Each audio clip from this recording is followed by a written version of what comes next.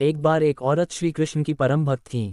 उनके पास लड्डू गोपाल विग्रह थे जिसकी वह हर रोज सेवा करती थी। एक बार तीर्थ यात्रा के लिए उसे 1 मास के लिए घर से दूर जाना था। उसने अपनी बहू, जिसकी अभी नई नई शादी हुई थी, से कहा कि मेरे तीर्थ यात्रा पर जाने के बाद तुम लड्डू गोपाल जी की सेवा करना। बहू कहने लगी कि ठीक है माँ जी, आप मुझे विधि बता दें, मैं पूरी श्रद्धा से उनकी सेवा करूंगी। उसकी सासू माँ कहने लगी कि बहू, सुबह सबसे पहले ठाकुर जी को स्नान कराना, उसके पश्चात उनको सुंदर वस्त्र, आभूषण, बांसुरी, मुकुट पहनना, इत्र लगाना और उसके पश्चात ठाकुर जी को दर्पण दिखाना। दर्पण में जब ठाकुर जी मुस्कुराए तो उनको भोग लगा देना। बहू ने हाँ में हामी भर दी तो सास निश्चित हो गई। सासू माँ के तीर्थ यात्रा पर जाने के पश्चात जब पहले दिन बहू ने श्रद्धा भाव से ठाकुर जी को स्नान कराया, उसके पश्चात सुंदर वस्त्र, आभूषण, मुकुट पहनाया, बांसुरी अर्पित की और फिर इत्र लगाकर ठाकुर जी को दर्पण दिखाया, उसे याद आया कि माँ जी ने कहा था कि जब ठाकुर जी का विग्रह मुस्कुराते हुए दिखे तो उन्हें भोग लगा देना।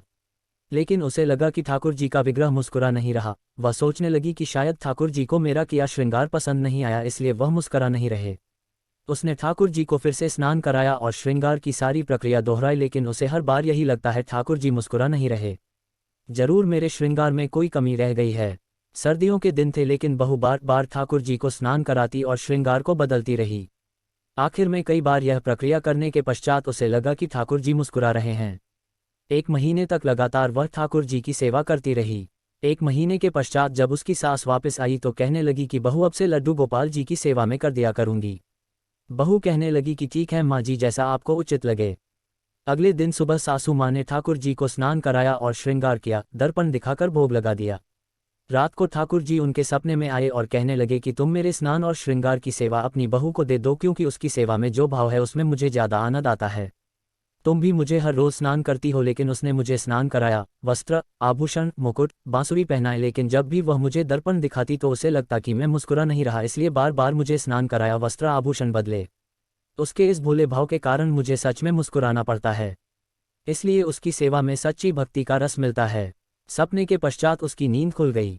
अगले दिन सुबह उठते ही सासू माँ ने सपने को परखने के लिए बहू से पूछा कि मेरे जाने के पश्चात तुमने ठाकुर जी की सेवा कैसे की थी। बहू ने सारी बात सासू माँ को बता दी। सास बहू से कहने लगी कि तू धन्य हो, तुम्हारे कारण मुझे स्वप्न में ठाकुर जी के दर्शन हुए। और बहू से कहने लगी कि ठाकुर जी चाहते हैं कि उनकी स्नान और श्रृंगार तुम करवाया करो। ये कहते हुए सास ने अपना स्वप्न बहू को सुना दिया। इसलिए तो कहते हैं कि भगवान की सेवा सच्चे भाव से करनी चाहिए, क्योंकि वह सच्चे भाव पर रिझते हैं, बाहरी दिखावे पर नहीं।